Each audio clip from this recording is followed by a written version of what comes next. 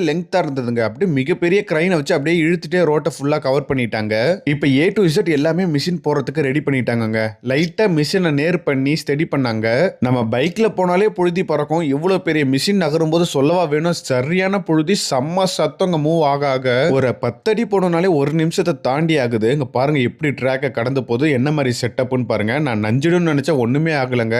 அதுக்கேற்ற மாதிரி தான் அதோட வீலை செட் பண்ணி வச்சிருக்காங்க. இது முழுக்க முழுக்க ஜெர்மன் பேஸ்டு மிஷினுங்க. 1990க்கு முன்னாடியே என்எல்சிக்குள்ள வந்ததாகவும் இப்போ புதுசாவே ரெடி பண்ணி இருக்கதா சொன்னாங்க. கரெக்டா பைபாஸ்ல வந்து நிறுத்தும் போது பஸ்ல அடியில போச்சு, பயந்துகிட்டே இருந்தாங்க. இந்த மிஷின் பாத்தீங்கன்னா ஃபுல் அண்ட் ஃபுல் கரண்ட்ல தான் ரன் ஆகுது. இது ரோடு கிராஸ் ஆகுறதுக்காண்டி மைன்ஸ் 1ல இருந்து வந்த பவரை கட் பண்ணிட்டு மைன்ஸ் 2ல இருந்து பவர் ஜாயின் பண்ணாங்க. இதோட பவர் இன்புட் கிட்டத்தட்ட 11 கிலோ வால்ட்னு அங்க உள்ள இன்ஜினியர் சொல்லிட்டு இருந்தாங்க. ஒரு வழியா இந்த கிங் சோலாவை ஒரு 3 மணி நேரத்துக்கு மேல நூத்துக்கணக்கான மக்கள் உழைப்போட ரோட கிராஸ் பண்ணி இந்தாண்ட கொண்டு வந்துட்டாங்க. நம்ம என்எல்சி மைன்ஸ் பக்கம் போனா தூரத்துல இருந்து